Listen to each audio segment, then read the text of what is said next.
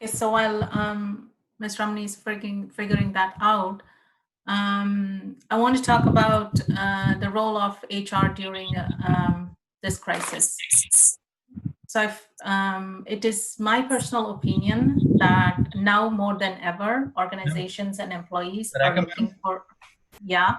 There is a bottom of the screen. There is a screen share option is there. Yeah. Click on it, ma'am. Okay, got it.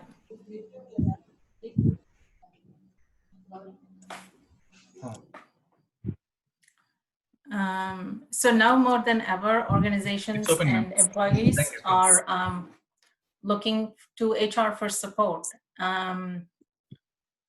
Take it full screen. Take it as full screen. Yeah. Click on view. Click on view. Full screen.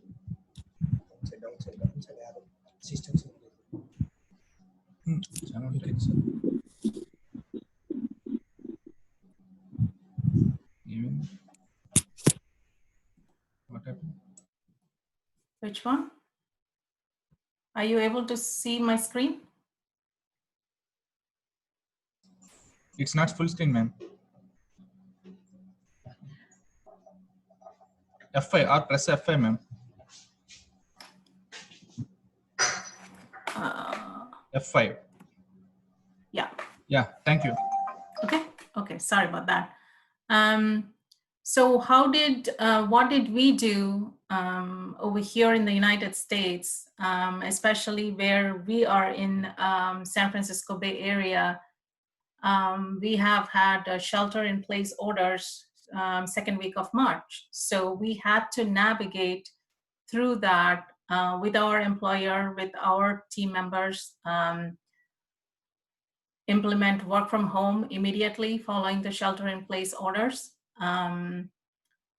Both federal and state governments have implemented many new policies, as you can see on the screen. I'm not going to read all of that, but many new policies have come into play to protect the employees, to protect the organizations. And it is the role of HR to be able to understand these, to be able to implement these, help organizations, help employees understand what it means for them and how it can help them. Me and my team had to go through a lot of webinars ourselves, had to talk to a lot of other people, talk to officials in the federal and state governments to understand the impact of this and how we can implement that within our organization. We had, as I put it here, we play, as HR professionals, we play a key role in implementing and educating our employees. Flexibility. We are also responsible for maintaining employee engagement and morale by helping them navigate working from home, especially for those of our employees that have small children at home. Schools have been closed, so they have to handle having children, having to navigate their education and work. So it has become very stressful throughout the world, I think, for everybody that is handling work and children. And as my co-host would be talking later on, technology has helped us navigate through all of this, whether it is virtual meetings through Zoom, whether it is organizing virtual events to keep up, the morale among the employee population, sending frequent updates, sending information to the employees, making sure the technology works, making sure everybody's equipped with what they need to work from home. Do they have a computer? Can they take the computer home? Do they have a monitor? Do they have a table and a chair? Do they have Wi-Fi? Do we have to provide internet for some of our employees? Those are all the things we had to navigate along with our IT department to make sure our employees are successful working from wherever they are. And then last but not least, provide mental health support resources for our employees. These are very stressful times. For the past 2.5 months, everyone has been handling the unknown. No one knows the answers. the employee look to us for answers to give them support. They ask us what is going on, when is the work going to open back up, when is the shelter in place going to lift. We don't know all of that. So while we try to understand what is going on and work with the city and the state governments, we also have to be there and support our employees through these stressful times. So we have to find various resources, whether it is through our medical carriers or through it is employee assistance programs, to provide that mental health support for our employees. And then moving on to post-COVID, I don't think we are 100% there yet to be called post-COVID. We just received a notification this just a few hours ago tonight that where we are, our county is letting some essential offices and businesses to reopen. Again, what is that? We don't know. What it means for my company and my employees, I do not know. All we know is some businesses can open. You can have a curbside pickup for food. You can, malls are going to open and a few stores are going to open, or post office is going to open. Grocery stores will open, medical shops will open. So they are phasing out this lifting the shelter in place. And we are looking for more guidance from the county officials on where we stand. Are we an essential business? Are we not? Our office building, personally, our office building has been locked. We all had to use key cards to enter because doors are locked. When is that going to open? When will our employees come back? I just released a return to work strategy. What does it look like for us, for our employees? We made returning back to work a choice. We are not asking any employees, we're not making it mandatory for any employees to come back to work. We are making it a choice. Some companies, big technology companies in the Silicon Valley, have said work from home for the rest of the year or through 2021. We haven't said that. We said, it's up to you. It's your choice. We will try to make the environment as safe as possible. It is your choice if you want to come to work. And then, again, making sure the office environment is safe and prepared. Navigating the communications, making sure everyone is on the same page, making sure everyone understands what is going on. And then for the past 2 months, not only have we seen many companies and small businesses fold, some of our customers, unfortunately, we are in the service industry, and some of our customers, unfortunately, have also seen that happen with them. So we are seeing our customers ask for credits, ask for we'll pay you later. We need some time to pay your bills and things like that. So when we look at our revenues and when we look at what is going on in Q1, which is January, February, and March, luckily for us personally, we are fine, but we don't know how that is going to translate into the next few months or throughout end of the year. It is our responsibility as HR to navigate those conversations with our employees. Are we making any changes? I need to sit with my boss, who is the CEO of the company, to figure out where are we at financially. Do we need to do any pay cuts? Do we need to do any furloughs? And last but not least, and not my favorite at all, is layoffs. And it may come to that by end of the year. We do not know. So all of those conversations as HR, we need to have with our senior management so we understand and strategize where the company is headed, where the organization is headed, and we have better answers when employees come to us. Address any employee concerns. Employees look to HR for answers, for concerns, like this is going on, what do I do? Oh, I have a meeting, but I don't have childcare. My kid is there. Can I attend a meeting or not? I have someone in the family who's tested positive. I need to take time off. Unfortunately, a couple of our employees lost their family members. How do we deal with that? How do we give them grief support? How do we help them navigate through that loss? And as a community within the organization, we have to help navigate all of that. And as HR, I feel like everybody is looking to us for answers and support. And we need to always stay prepared and be empathetic, listen to our employees, and help them as much as possible. Going a little bit into what we are doing, my company is doing personally as we come. How did we handle the pandemic? How did we handle COVID? And what are we doing for future?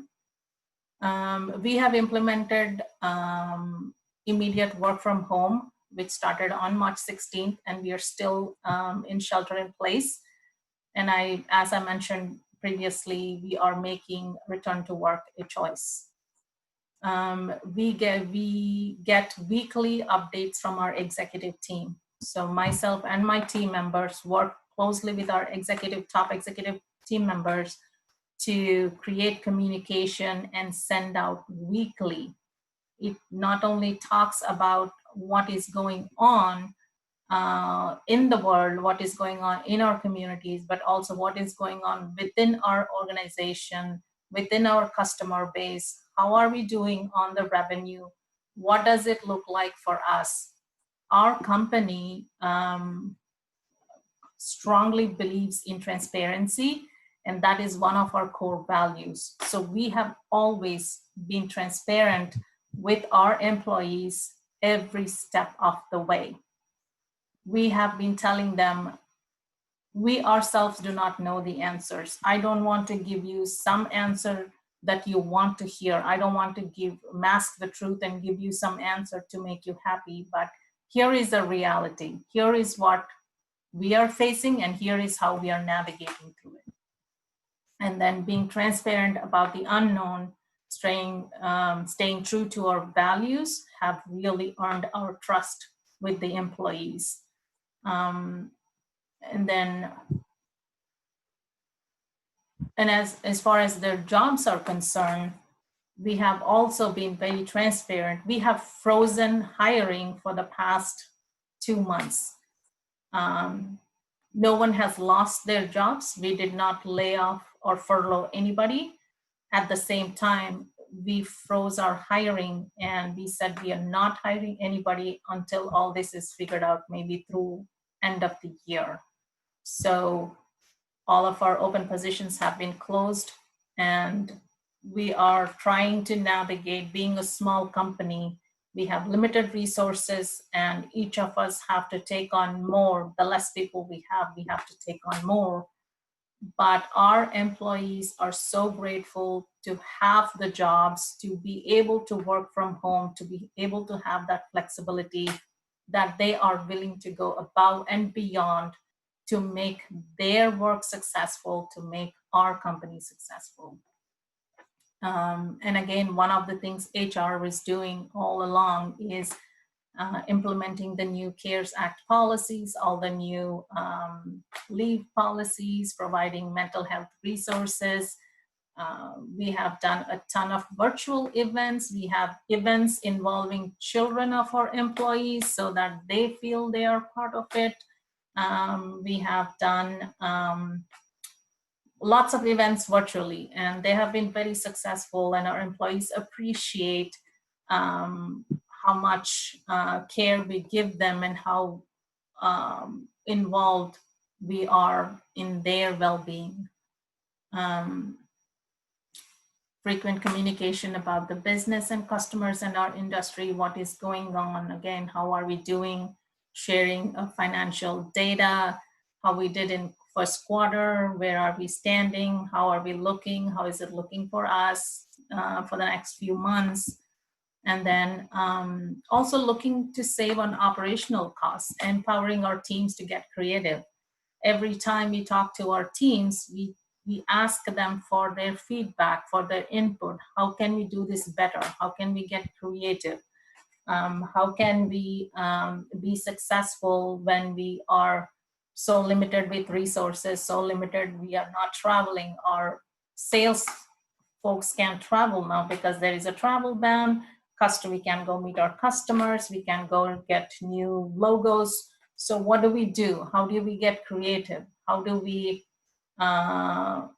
get new business? How do we continue our business? So having virtual meetings, sending our customers some gifts, making sure they are taken care of.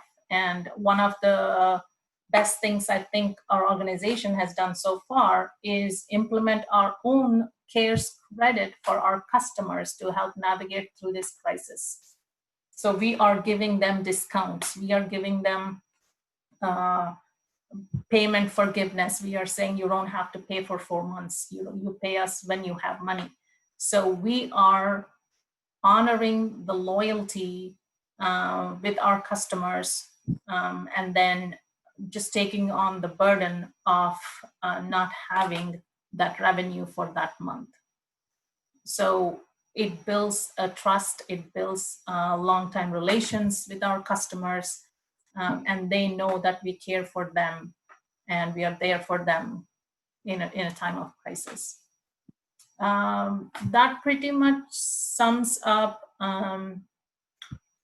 what I have to say about transparency and communication, how it plays a key part in VCOM. And in general, those are two best practices for anybody, not just HR, throughout the organization, throughout, I think, across the organizations everywhere, transparency and communication are very important.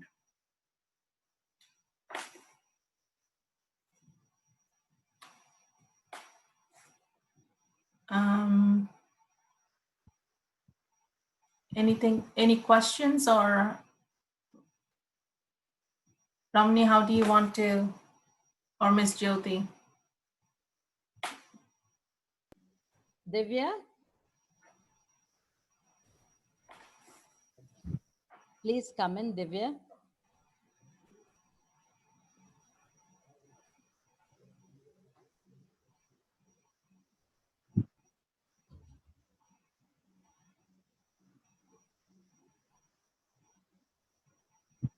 Dr. Divya Joseph, are you there? Okay, before Divya starts asking, what I wanted to ask Rekha, does this, I mean, the recent, all the chaos due to racism, do you think that has some effect on the kind of HR practices that you've already streamlined to a certain extent? Yes, yes and no. They have, we have always had anti-harassment policies, trainings. Those are mandatory for us. So we have always had anti-harassment, anti-racism trainings for all of our employees, all of our management. But more and more companies now are making it mandatory and even more stricter to do that. One best thing about the company that I work at, VCOM Solutions, has an amazing culture that we don't, I have to knock on wood, we don't see that here. From top down, from bottom up, we are like a family. It's a small company. We are just a little over 100 employees, and there is diversity, there is inclusion, there is no question, there is zero tolerance policy for us in any of these matters. So we take it very strictly. Correct. I'll just, I think,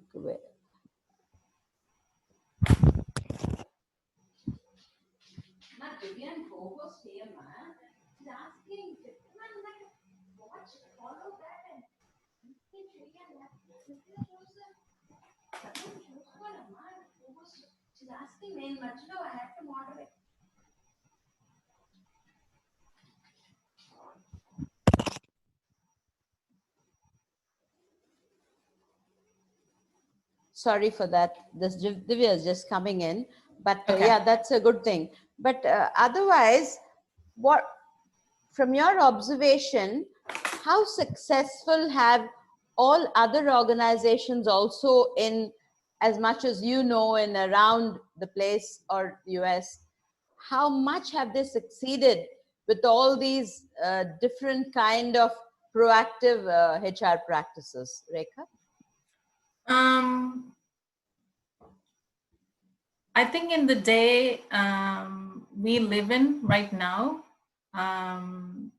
it is best for everyone to practice and to be proactive with all of this. I have worked in multiple companies, big, small, very across the industries, different industries.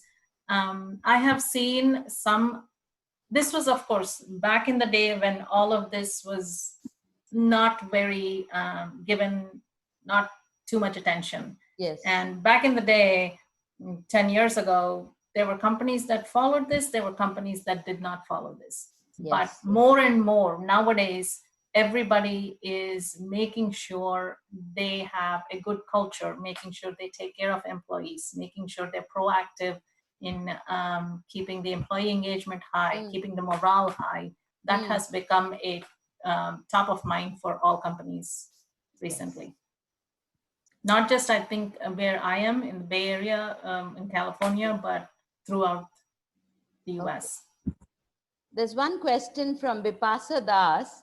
During the pandemic, what type of facilities are provided to the employees to make them feel comfortable? What do you think? So I think the first and foremost, implementing work from home. Immediately shutting down the office and saying everybody work from home. Luckily for us, because we are a technology company and because a third of our organization is already remote, we have a third of employees from all states across the country. So we are already equipped with, whether it is Zoom meetings or conference calls or whatever, we're already equipped to do this. So we were able to turn the switch overnight and say from tomorrow, nobody come, everyone work from home. It worked just fine for us. There are other organizations who are not so equipped. They had to provide laptops for everybody. We don't have desktops in our company. Everybody has a laptop. We go plug it in and work. So we were able to just pick up our laptops and go home. Whereas other companies that have desktops and other technology, they had to provide equipment, they had to provide with internet, all those things, Wi-Fi, whatnot. But it took a while. I think for some organizations, it took a while to provide all those resources so that their employees are being successful. Yes. For us, fortunately, we were able to make that switch overnight. There's one question by Sai Kiran Kandala, and he says, good morning, ma'am. As a student, we are going to leave our colleges this year. What are the challenges we have to face due to this pandemic? Because many of the companies which already issued offer letters are trying to postpone our onboarding at this time. Very interesting. That is the reality, unfortunately, for all of the children that are graduating now. I have a college going daughter who is in her senior year. We had to bring her home in March, and she's been home doing her Zoom classes, and we don't know if the college will reopen. We don't know if she will have a graduation. Her internship, summer internship got canceled. We don't know if she will find a job. She's a mess. She's really stressed out, and she's a very independent young lady, and she is already worrying that by the time she graduates in December, she may not have a job. I said, forget about December. What about all the students that have already graduated and waiting? So that is, that is a very unfortunate reality for all of these young graduates. But I would say do not lose hope. I think slowly everything is coming back online, coming back up, reopening. Soon there will be, the vaccine should probably work. There will be more testing. Companies will open back up, and you will probably see some companies start hiring. I don't want to brag again, but we had 2 offers out, a couple of offers out right when this started, and we honored them because we understand what, the person asked me the question is going through, giving an offer and taking back, how it would feel. So we honored the offers that were out for our new hires and onboarded them within that first month. Correct. But we are seeing here the trend is changing. I am seeing that slowly employers are calling back, opening up positions. So don't lose hope. There is hope. It will be all right. You will get your offers. You will be successful. You just have to hang in there. Take this opportunity to learn more things, to evolve, to better yourself, to be better, more prepared. So just take this as an opportunity to learn other things, to learn more. Thank you. That's so reassuring. Sushma Bharati is asking, are you giving 100% pay to your employees? If so, how do you manage the loss in this pandemic? Right. So currently we are giving 100% pay. We have not done any pay cuts. We have in fact paid all of our quarterly bonuses as well. Here in the US, we have, the federal government has implemented something called a paycheck protection program. What they are doing is employers, certain employers are eligible to get close to $2 million in that paycheck protection plan. We had to apply for that loan. It's kind of a loan to the banks. So our finance vice president and I, we have been working day in and day out for the past month to get the data, to submit to the banks, different banks, and get that loan. Finally, our loan got approved. So what that means is, as long as we show that we kept all of our employees, we did not lay off anybody, and we are continuing to pay them full salaries, we get up to $2 million loan from a bank. And while we continue doing this, that loan is forgiven. By end of the year, we don't have to pay that loan back because we have shown that we have kept all of our employees. So luckily for us, we have not done it. Again, we don't know by end of the year how it will look like. It also depends on our revenue. It depends on customers, whether they pay us or not. So it's still out there. There's a very interesting question. Thank you, Rekha. For one of the Mr. Stephen from, he says, Stephen Deepak says, there has been a shift.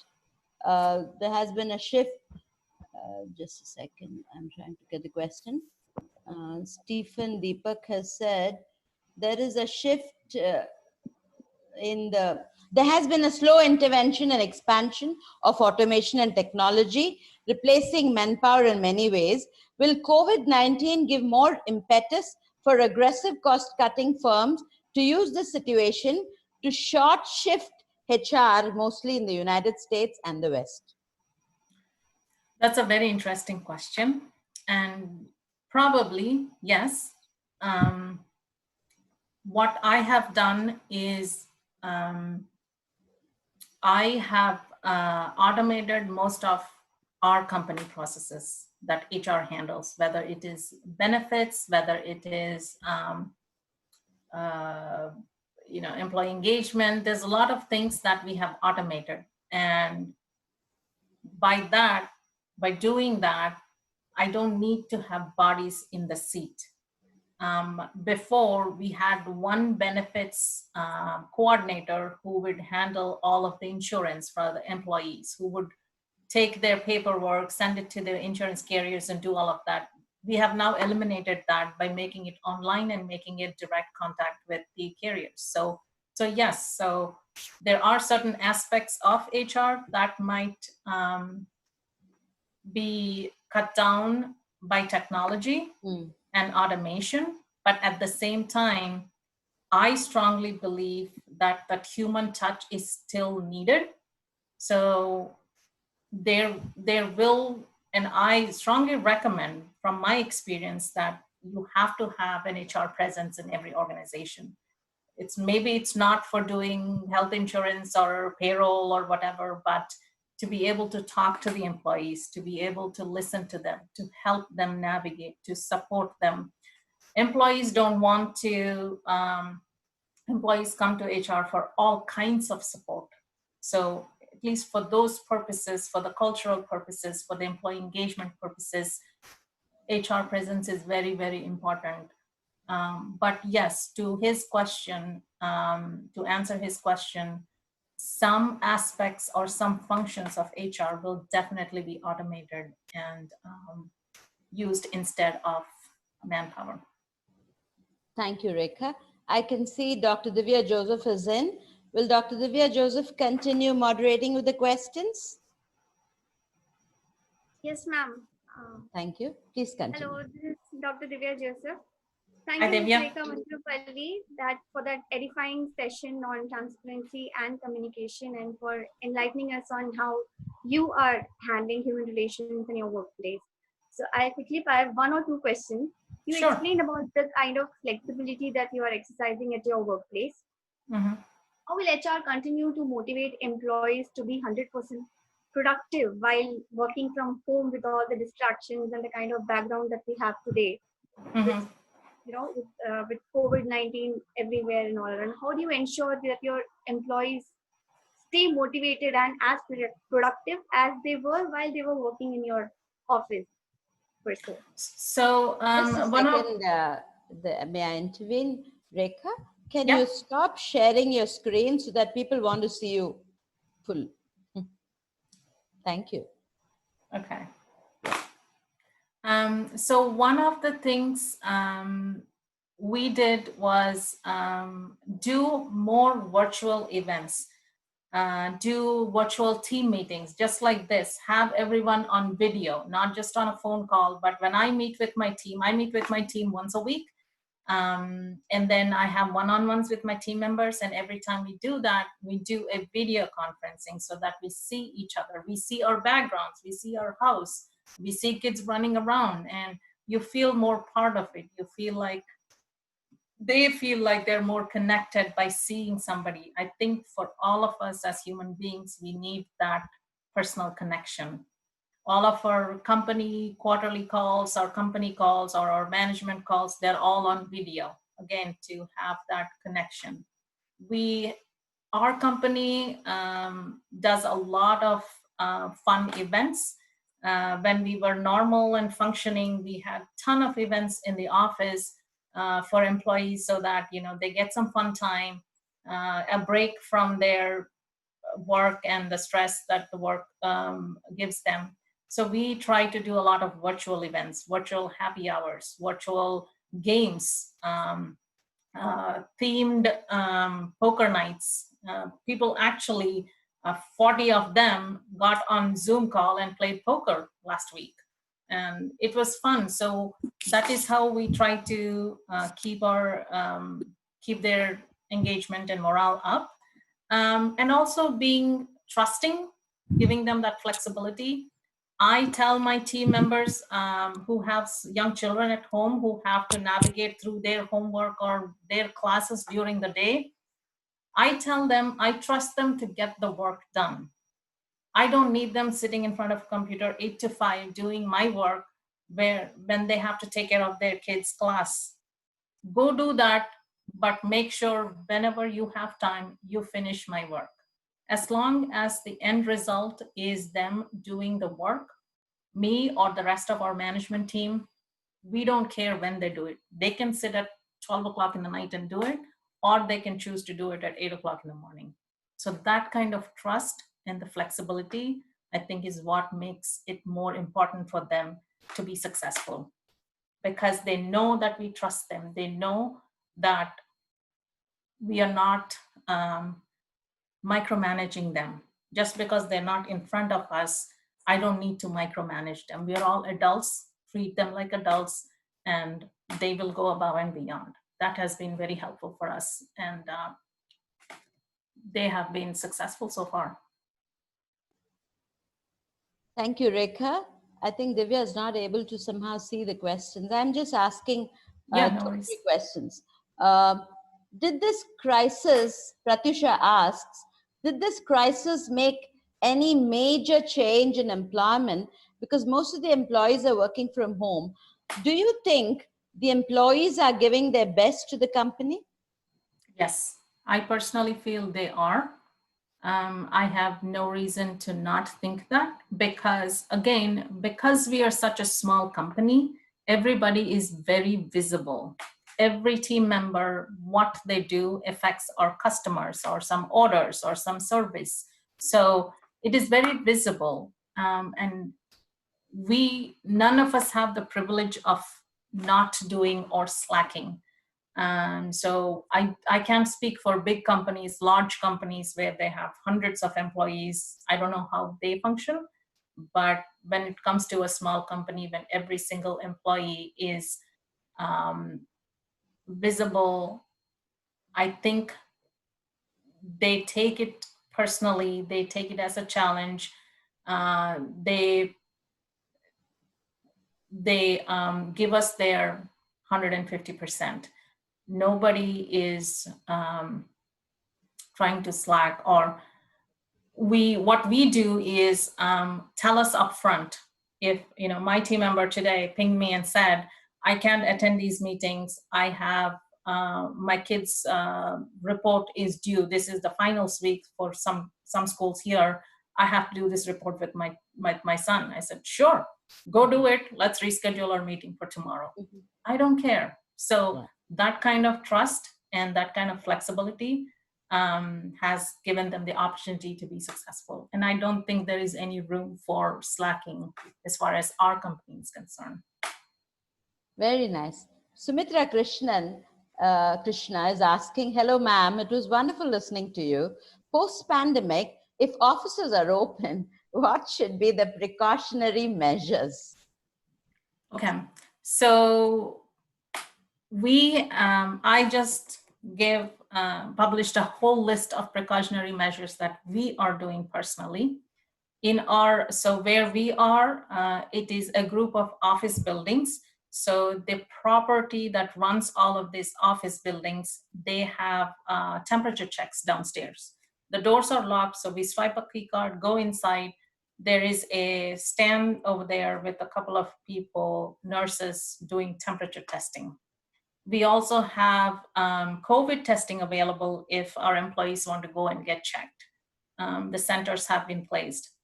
And within the company, when you enter our building, our suite, as soon as we open the doors, we have sanitizer stations all throughout the office. We have hand sanitizers, we have wipes, we have tissues, all kinds of things set up on tables throughout the company, throughout the building, so that wherever employees are, they have access to clean their hands.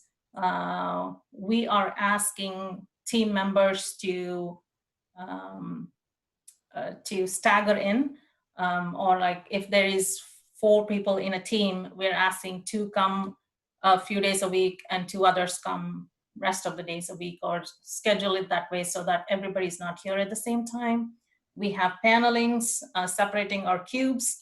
We have taped our conference rooms. We have posted signs that say only 3 people in this conference, 2 people in that, 1 person in this, depending on the size of the room.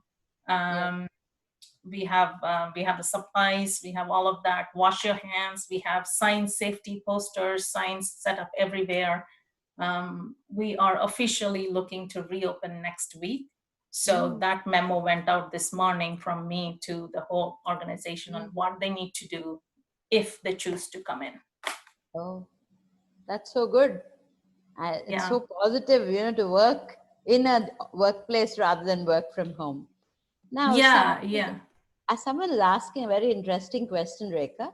Ma'am, do you think artificial intelligence is going to be a threat for HRs in this pandemic? I don't think so. And as I said, there could be some functions that artificial intelligence can take over, or automation, or whatever you call it. But that human touch is still very, very important. And now, especially when there is so much unknown, when there is so much uncertainty, an artificial intelligence or an automated voicemail is not what you want to hear. When your employees call, they want to hear me talking to them that everything is okay, that we'll take care of them, or send them flowers when they lose a family member, send them a card that says, we support you, we are there for you. Those are some of the things that will still be retained and still be given value. Great. I will go on with just 2 more questions. Sure. And this is a very interesting, pertinent question. So someone's asking, due to COVID-19 work from home, if it's increased whole throughout India and has to take few changes in Minimum Wages Act, like increasing the working hours from 8 to 10 hours, is it possible for work from home employees? Can you repeat that again? He says, if because of COVID-19, work from home, and all over the world, India has to take a few changes. They have to make a few changes in the Minimum Wages Act, like increasing the working hours from 8 to 10 hours. Do you think, is it possible for work from home for employees? That's what he says. Do you think it's good? That's what he means, must be. And also, is it good, and is it possible for somebody to work for 10 hours? I don't think so. I don't think it is possible to do that. But here's the thing. Sometimes I have noticed when I am home, I have less distractions. I don't have people coming into my office wanting to talk to me. I don't get up and go to the kitchen and have a half-an-hour conversation with somebody. I'm in my room, I shut the door, I come in at 8 o'clock, and I don't leave until 5. And then suddenly I'm like, where did the day go? So probably some people feel like because they're getting that flexibility and privilege to work from home, they will put in more hours. So we just forget that we are working, we get into this zone and we just start working. So we may end up putting 8-10 hours a day, but it is not consistent. I don't think anyone would be able to do consistently put in that much work. And I think it's also unfair for an organization to expect that. Yes, true. I think one last question. Again, Mr. Stephen Deepak is asking, very interesting question. If the current situation persists longer, probably you're saying in US it's going to open, but in India we don't know. It's bound to create more psychosocial issues at a personal level, since domestic issues can be overbearing. Do HR systems need to be prepared to handle issues from personal sources? Good question. So for something like that, we have a program called Employee Assistance Program here in the US. It is a free benefit to all employees. The company pays for it. What it does is it gives employees access to counseling, to mental health professionals, to daycares, to hospitals, to all of these, where they can call and get advice and talk to a third-party person, get advice from someone else and not from me as HR or employers. So Yes. they can freely talk, even work-related stress. They can call the employee assistance program. They can call those reps and they can talk about, hey, I have to work from home. I have to take care of my kids. I have a deadline coming up. I have projects. How do I navigate through it? It's a stressful situation. So they get to have that conversation confidentially with the employee assistance program people and get some help from them on how to navigate that. But on the other hand, there are other employees who feel more, who feel okay, more connected to talk to me or one of my HR team members. So over the past years, we all build relation with our coworkers. They become friends. So I have my team of, my management team, I give them support with all of these kind of things. So my coworkers call me and like, hey, Rekha, I'm, handling this situation. Help me navigate through this, or I need to have this conversation. I'm stressed at home. This is what is happening, whether it is kids or husband or in-laws or whatever. We don't have masks, or we don't have sanitizers. We don't have food. And there have been situations where we sent food to employee homes because they couldn't get out, or somebody was sick, so we had to send them food. So they call me and they want to talk about it. And it is my duty, my responsibility as not just their friend, coworker, but also as head of HR to listen to them and to help them out as much as possible, guide them through the stress, guide them through this. And if I still cannot help them, and if their problem is beyond me, then I would suggest call the employee assistance program, get some professional help, find resources for them so that they can handle the stress. Very good. And I don't know how to thank you, Rekha. Of course, no problem. It's my honor. And there are so many appreciative comments, a very concentric, content concentric session, very good information. A lot of students, some of our students are there, a lot of faculty. Of course, we had some technical glitches. As you see today, we are actually controlled sometimes by technology. Yeah, I know. However much we think, we've done our best. Yes, the stage is set, but it happens. So, but I can tell you, you spared so much time, and I know it's time for you to say good night. Actually, while it felt strange to dress up and put on makeup and come here, and it's like, oh my God, it's bedtime. It's 11 o'clock now. Now I have to go remove my makeup, go change, and get in bed. Yeah, that's true. But I tell you, for all the participants out there, she's one of our toppers, very charming, one of our best students who went all the way to Central University. And what she did there was pretty different from what she's doing now. She did her MA in psycholinguistics, one of the very, very emerging areas. And now she's a top person in HR in the US. We are so proud. Yeah, I happened, my HR career started by a chance. Somebody offered me an HR job and I was like, this is my calling. I love it. I love working with people. I love helping them. And so that's where I stayed. It took off. Yeah. And we are so glad and so proud to say that Rekha was one of my students. We feel so proud. St. Joseph's feels very proud of our Josephines who are our brand ambassadors across the globe. And we know Yay, Josephines back to the college. Thank you so much. On You're behalf welcome. of the management, principal, management, and the college, we are very grateful to you, Ms. Rekha Ventrupalli. Namaste. Thank you. Thank you so much. And I appreciate all the good comments that I'm seeing pop up. I didn't get a chance to read all of them, but thank you so much. It is my privilege and honor to be here. Really appreciate this opportunity. Thank you, Rekha.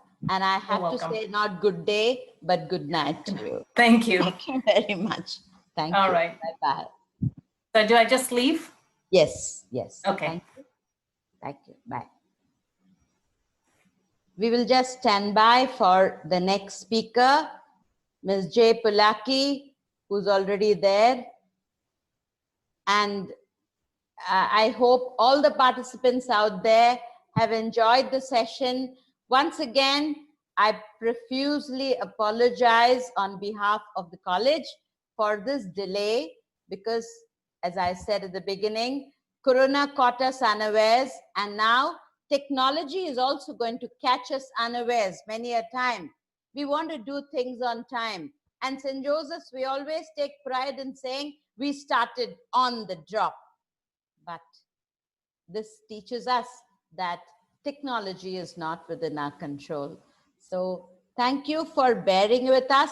Thank you for being patient. I know there are a number of participants who just couldn't get in. They are slowly entering in, but we are very thankful. We shall stand by for the next presenter, Ms. J. Pulaki, who's CEO and HR founder of HR Gecko, a very vibrant and charming presenter. We will, in just a short while from now, we will move on to Ms. J. Pulaki.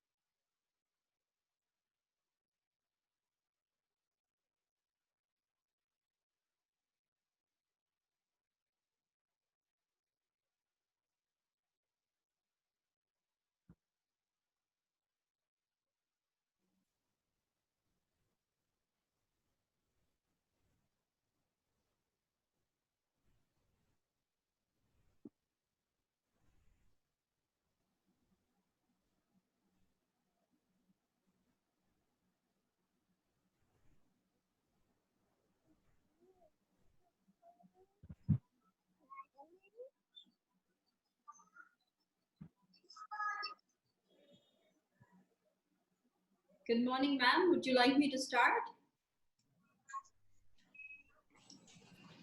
Right, we're bang on.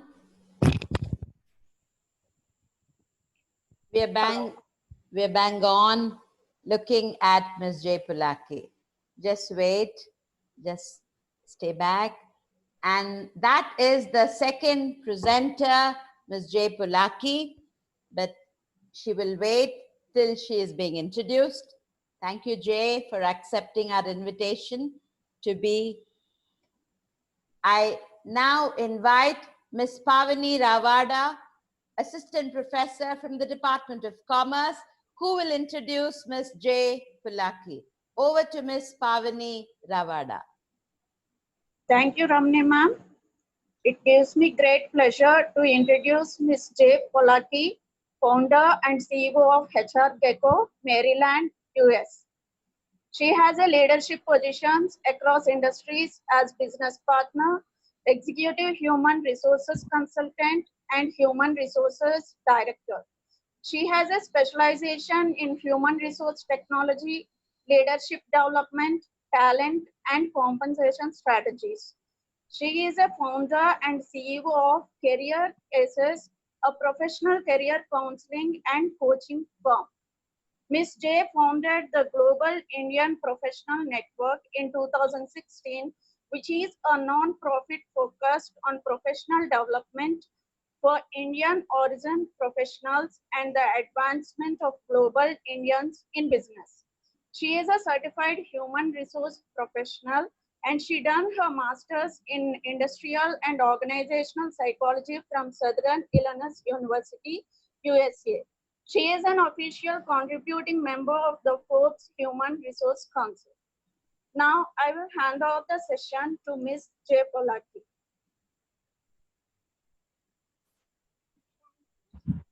Well, good morning, everyone. Thank you, Ms. Pawnee, for that really awesome introduction. I'm here to talk about making moments matter for employees within all organizations and how we can boost the employee experience in 2020 and beyond. So thank you for joining me on this journey that we are going to take together and learn together. Well, you might be surprised how fast we have all adopted and adapted to HR technology with this pandemic. This pandemic has been an unforeseen catalyst for the digital transformation of many, many companies across the globe.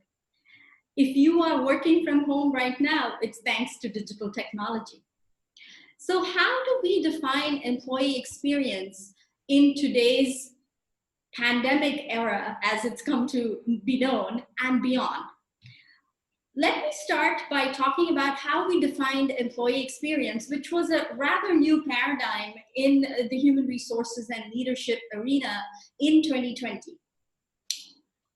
When we first started defining employee experience, we defined it around an employee's journey within an organization. So we started from the time an employee interviewed for a job as a job candidate. How did they recruit and hire the employee also mattered. The new hire onboarding, how a new hire was welcomed into the family, into the work family, into the employer's fold, was one of the big milestones during an employee's journey in an organization. And then we had goal setting, for performance reviewing and helping them understand what their developmental journey is in the organization and in their career. So we helped coach and plan that journey as well. Parental leave, when employees either became parents or adoptive parents, and during that process, we were there. So we are still there during that process, but I'm trying to say how employee experience has changed prior to COVID and after COVID. We also took part in the learning and accreditation of the employees. We helped them with their learning journey. We helped them how to navigate the various certifications and other qualifications that they needed to gain during this journey. And then when they were being promoted into new roles, we helped coach them, we helped guide them through that process. We also had the exit interviews where when employees were leaving the organization, we helped with the successful offboarding, because as you know, offboarding is equally important to onboarding. And then once they left the company, we also worked around how we managed those alumni networks, the retirees of the companies, and how we kept in touch with them, because often the retirees are used as consultants or contractual employees who came back to the companies to help with a small project or even a major project because they had that knowledge expertise. So this was how we defined employee experience prior to February of 2020. So this is how fast this concept of employee experience has been evolving, and all thanks to a virus, because all HR leaders are kind of, in a quandary as to how this sped up so quickly. If you all watched the rocket launch of SpaceX, it happened on Saturday this past weekend. And after 2011, that's been our first rocket launch from the US. It took them 18 years to get there. 18 years to launch that rocket successfully. And for HR tech, it's taking maybe 3 months to ramp up and lift off. So how do we unlock these?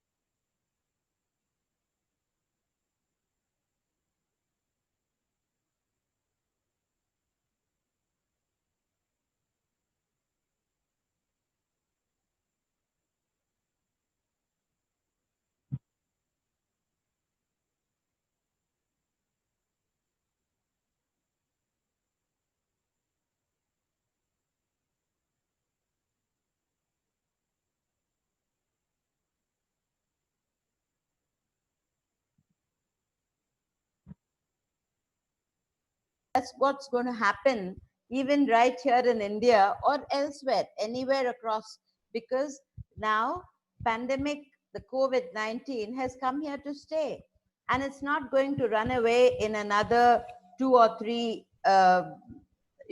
months or something. So it is going to take some time. It will take some time.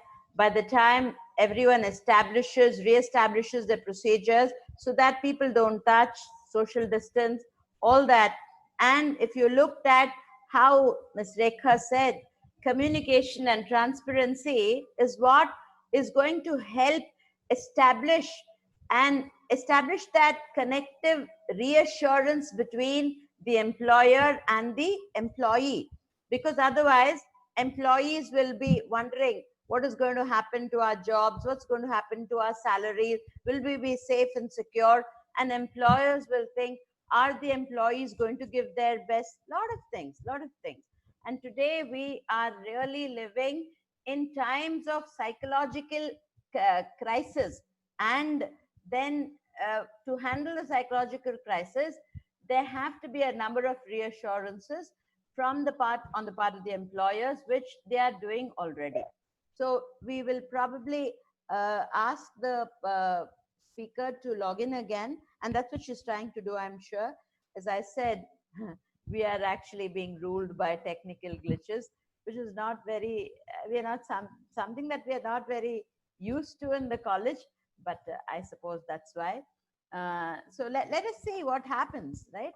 And I'm sure work from home, as I heard a lot of my friends, student friends saying, it's very troublesome, because if the wife and husband at the home are working, the husband works upstairs and the wife, the lady, works downstairs. And for the man, it's very easy, because he does not have to handle domestic chores like, okay, the rice is being cooked, the curry is sizzling, let us see. But for the woman, the little child comes, mommy. So what does the mother do? Does she say, no, I'm working from home? And we've seen that. We've seen it all. So those issues, boundary lines, they are going to, work is going to be more and more boundary less. We've been working in Vasudhaika Kutumbam times when it was boundaryless beyond, between countries and states and places, but now boundaryless within the home. What a funny situation, I'm sure. All of you are imagining, you're laughing, you're smiling, because you've heard a number of your own friends tell you these stories, right?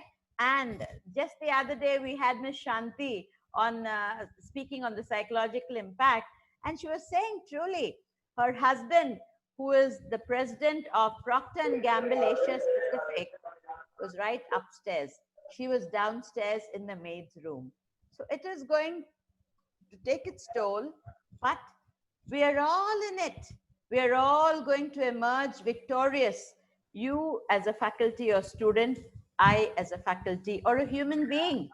Today, we're all human beings trying to help each other in whatever way. We may be working in an institution, in a corporate sector, very structured with governance, or an NGO. We shall all rise, and don't worry, we'll not be, Corona cannot wipe us out. We will just wait. I think I'm just hearing some, just give me a minute to see where the speaker is. Just a minute, and I or she will be back. Thank you.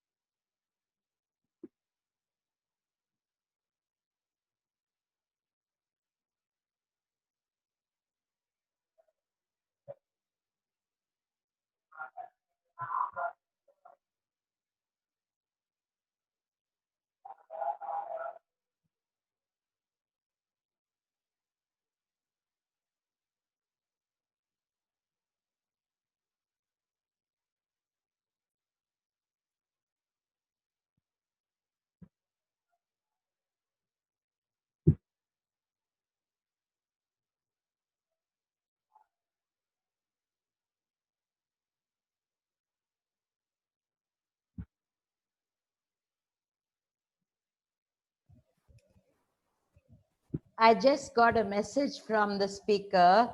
The Wi-Fi is working, but I'm trying to reconnect. But that's how. That's what we're all trying to do, you know. In Corona situation, we've lost connections, and probably we lost connections with our friends many years ago. I know lot of young people are having alumni reunions. They are meeting after 10 years, 20 years, and all that. And what a wonderful time. And I know a lot of friends are telling me it was wonderful. I actually didn't know my wife very well all these years, but now I'm getting to know her better. I know what she likes. I knew what she liked many years, but now I'm knowing what she likes better. Then so much of connectivity, friends. And don't you think that's the best part of COVID-19? It has reconnected you and me with ourselves, what is inside, not just what is outside, but what is the inside of me. Did I know myself earlier as much as I did before COVID and post-COVID? And I'm sure all of you are ready to write big poems, and you have enough to write. I'm sure many people, as I know, have started writing blogs post-COVID, what I am today and what I was pre-COVID. So wonderful. All that, friends, are beautiful human resources lessons. So I would say HR audit in human resource management, there is something called human response. Human responsiveness is reacting, and not just it's proacting, but also reacting and trying to find out what is best in the given situation. And that is a construct that COVID will also think of doing something. Yes, Sister Shaiji is saying, can we think of a slideshow of the college? We shall do that, sister. I'll just give me one second, and we'll have a slideshow of the college, because we have so much. St. Joseph's College over the last 62 years has done so much. And I'd like to say that we believe in quality. We always start, quality is not a one-day destination for us. It's an every moment habit. And that's why we get troubled when we have these technical glitches where we are not in control.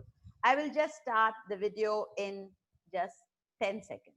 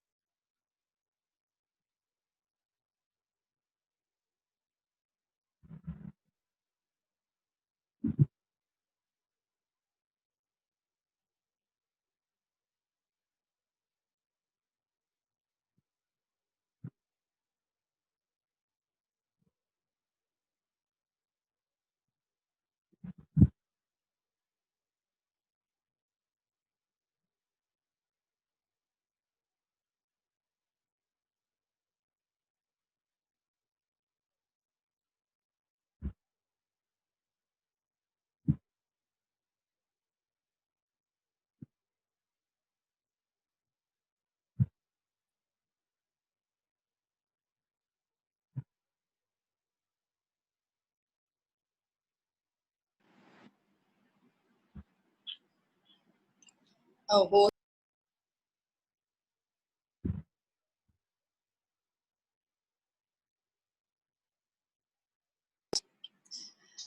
I'm really sorry about that. Can you hear me now?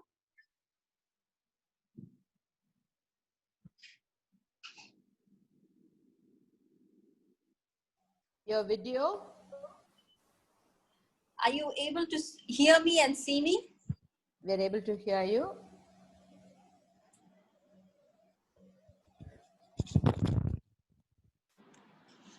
it's saying my video is disabled.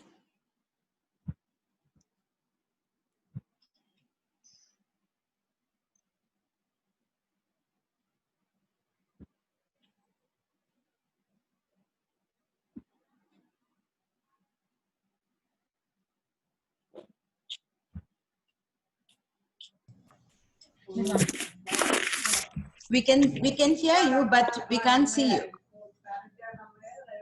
It's saying the host has disabled my video. See, you've been given the co-host. Okay? Just check. Yeah, when I click on start video, it says it cannot Yes. start my video. Okay, but just start talking. If it's on your system, just start talking. When it gets this thing, you can, right? You can keep them engaged. Start talking. So that when that updates, no problem. Sounds good. All right. Oh. Well, sorry about that, and let's continue. This is one of the real big challenge of digital technology. As you can all tell, we are not all there yet. This digital transformation is a continuous process for us, and this digital lifestyle that we have adopted and adapted to so quickly is definitely in the fledgling stages. So don't believe anyone who tells you that they have the best HR technology out there, because the best is still very green out there. So I was talking about how employee experience was defined prior to COVID, and how we defined employee experience around the employee journey, the transitions, the moments that matter for an employee, and how we, tailored the experience about the well-being of the employee, about coaching the employee, and other benefits to make work life easier for the employee. And we also invested a lot in technologies that talk to all of these particular aspects in the employee's journey, such as, I'm sorry? Are you still able to hear me?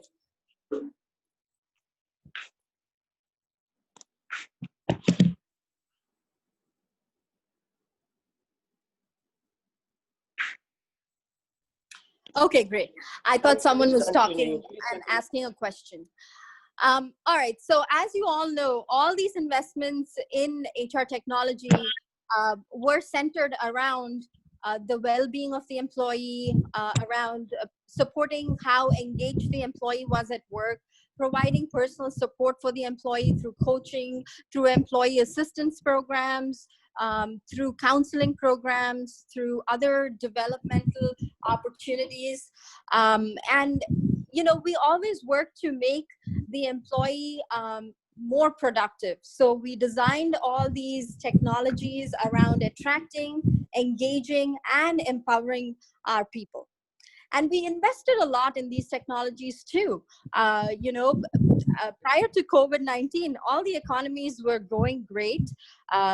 We were in a time of scarce labor. Basically, all our jobs, we had a lot of job opportunities out there, but very few people to fill those jobs with, because everyone was very content with their work, and mostly everyone, I would say, was content with their work and was employed.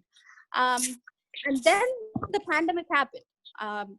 March 2020 presented a whole new picture about the workplace, about life as such, to every one of us. And definitely it was a very harsh reawakening. Jay, are you able to see your video? Let me try to start my video. Yes. Yeah. Good. Okay. Very good. All right. Perhaps there's someone who hasn't muted their call, because I can hear other noises, and I'm not able to tell if you are talking or someone else is talking. So if you can mute everyone. Just see that. They are muted. Perfect. I think somebody has just started this thing. I'll see that. Okay. Okay, perfect. All right. Please continue. So I will share my screen as soon as we are able to connect that.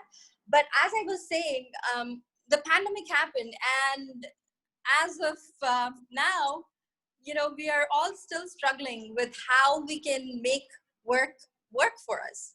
We are working from home. We are trying to reopen offices in the United States as well as here in India. I'm currently in India, so I know the real challenges that we face in India. There are a different set of challenges we face in India when we reopen our offices post-COVID versus in the United States. The challenges are definitely technology, as well as Ms. Rekha was talking about earlier, how do we keep our workplace safe? How do we ensure the safety and well-being of our employees? That has become topmost on our radar right now. So all those milestones along the employee's journey that we talked about, if you've read about Maslow's hierarchy of needs, they were at the top of that pyramid, right? So everything above the basic necessity was at the top of the pyramid. And now we've suddenly gone from the top of the pyramid to the very bottom of the pyramid again. And we're talking about the basic safety and well-being of our employees and our staff members and our contingent workers, our temporary contractual workers. It's a very big challenge, and no one's focusing on how do we provide gym membership or perks to the employee right now. The focus is all on how do we keep the employee safe, how do we reduce infection, how do we make sure that we are providing the necessary personal protection equipment to our employees, such as masks, gloves, the sanitizers at work. How are we helping our employees change their workplace behaviors so they remain safe in the workplace, as well as protect the safety and well-being of their co-workers and their fellow employees? So the focus has shifted. The employee experience that we talked about prior to COVID is now a whole different experience for an employee. It's all about being safe, all about being well, because you don't want to get reinfected in the workplace, because that will definitely set your employee experience journey, I don't know, months, years behind.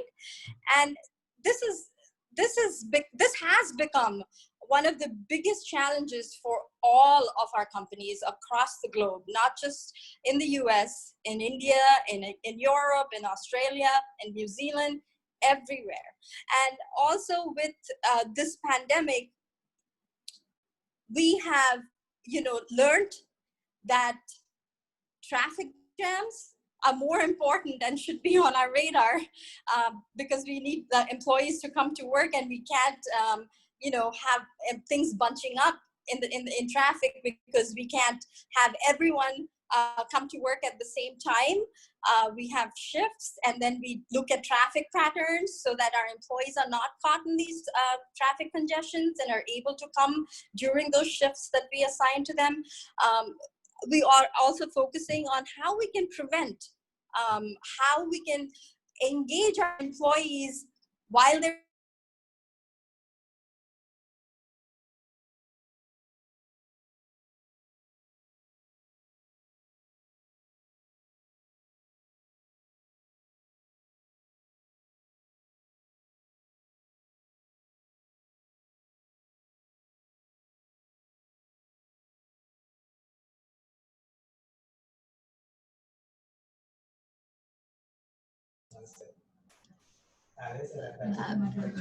Let us see whether Jay gets back.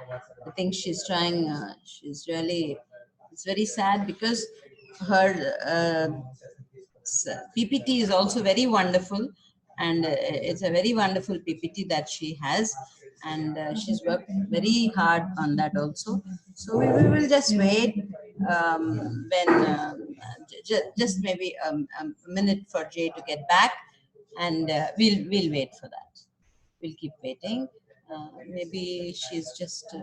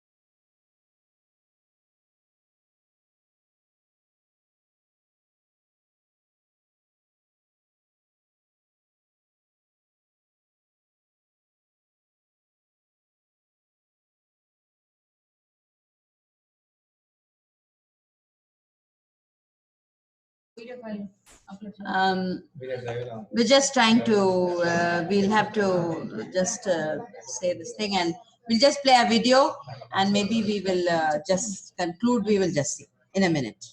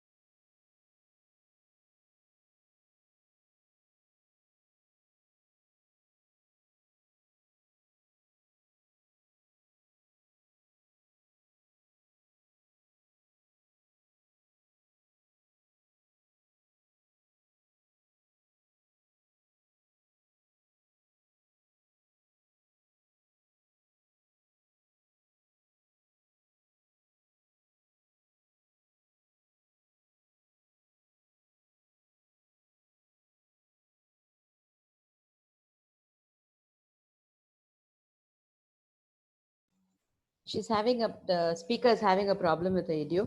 In a minute, we'll try and conclude, because I don't know, there are some technical glitches. We shall try and conclude the session. It's very unfortunate that Ms. J could not continue, but we will try and see.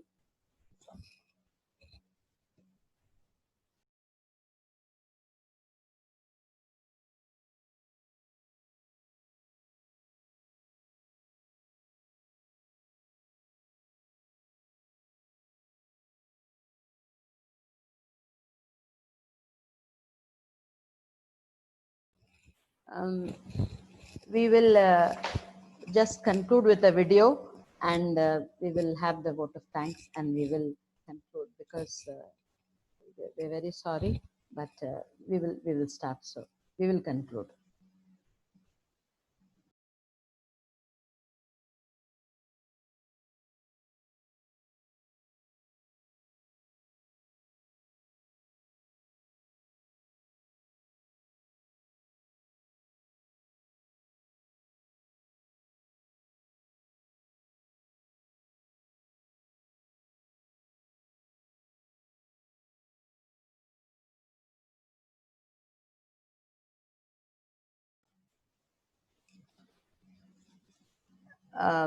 We are really sorry because we lost connection with Ms. J, but she's one of our brilliant stars in the US, and just like Rekha, she would have done very well. We feel sorry that she couldn't finish her session, but we will have this another time. We will reschedule it, no problem. But as of now, and now it gives me great pleasure to welcome. We will mail. Somebody is asking, we will mail the PPT, not to worry, right? I now invite Ms. Dr. N. Jyoti from the Department of Commerce and Management, Assistant Professor, to propose the vote of thanks. Dr. N. Jyoti.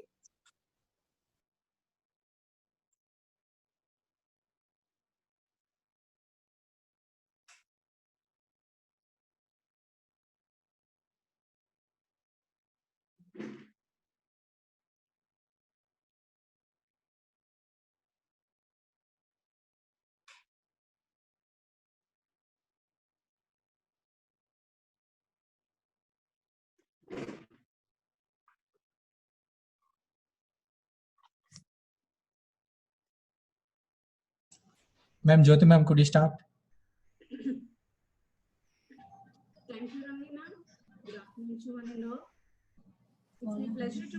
Your voice is low, ma'am. Could you increase your volume? I engage. Sir, is it okay now? Yes, yeah. Please continue, Jyoti. Yes, ma'am.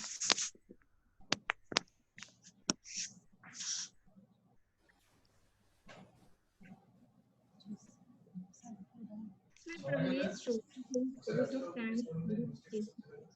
I, Dr. Anjyoti, on behalf of Department of Commerce and Management Studies, first of all, we sincerely apologize for the technical issues happened on this occasion. And apart from that, the entire members of IQAC, technical team, the administrative personnel, and all those who contributed for the successful completion of this webinar. Let me call it Fraternity of St. Joseph's here together. Express my gratitude to Dr. Shishta Shaiji, our principal, for motivating us to conduct this international webinar.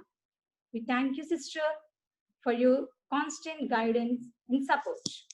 I extend my heartfelt thanks to the speakers, Ms. Rekha Venturapalli, Vice President, Human Resource of WeCom Solutions in San Francisco, US, and Ms. J. Palaki, founder and CEO of HR Gecko, Maryland, US, for taking the time and sharing with us for your findings and opinions today. It was an enriching experience, and I'm sure in the path that lies ahead of us, we will certainly be benefited and knowing all that we learned today. I also thank all the active participants for the patient's presence online, even though there are some small the technical issue. I extend my gratitude to the members of organizing committee, Sister Hama, Vice Principal, Sister Casey Mary, Secretary of Pillars to our college, Professor P. Sharda, Coordinator of IQAC, always encourages us a lot. Ms. Dia Ramani, Coordinator, Webinar Member, Head of the Department of Office Management, a motivator and supports and encourages us each and every aspect. Mr. Vijay Kumar Ratnam, Industry Expert, most Senior Assistant Professor in our Commerce and Management Studies, every time help us to and suggest a lot many to conduct, especially to conduct this webinar successfully. Mr. Nagasrinivas, Assistant Professor in Computer Science, Dr. V. Gaudi Shankar Rao, Assistant Professor in Mathematics, taking care of all the technical issues. My special thanks to the IPAC members of their relentless support. Last but not least, I thank all our dedicated faculty members of Department of Commerce and Management Studies for this support. Thank you so much. Over to Ramni ma'am. Thank you, Jyoti. And that brings us to the end of a good webinar, which should have happened very well. Just now, Ms. J messaged me that she's so sad that, you know, we are at the mercy of technology. But we will share the PPT, both the PPT with you to your mails. We will also share just now, in a little while, we will put the feedback. We will send it to that. And once you answer the feedback, you will send it back to us and your certificate will be ready also. We feel very sad because Ms. J is a wonderful presenter. She is a very, very vibrant HR founder. She has founded so many organizations. If you look at her profile, also you'll find, but it is sad that she couldn't share it with us and she couldn't present it, but no problem. As I said at the beginning, we never realized that we would be at the mercy of COVID in March, and now we're all going to be at the mercy of technology. We may want to do so much. We may want to do so much. Jay is just saying she is back. Maybe we will just ask her to just do it for 10 minutes, though that this thing is over. And after that, if you have any questions, we still have another 10 minutes. We will ask her to join because she feels very bad.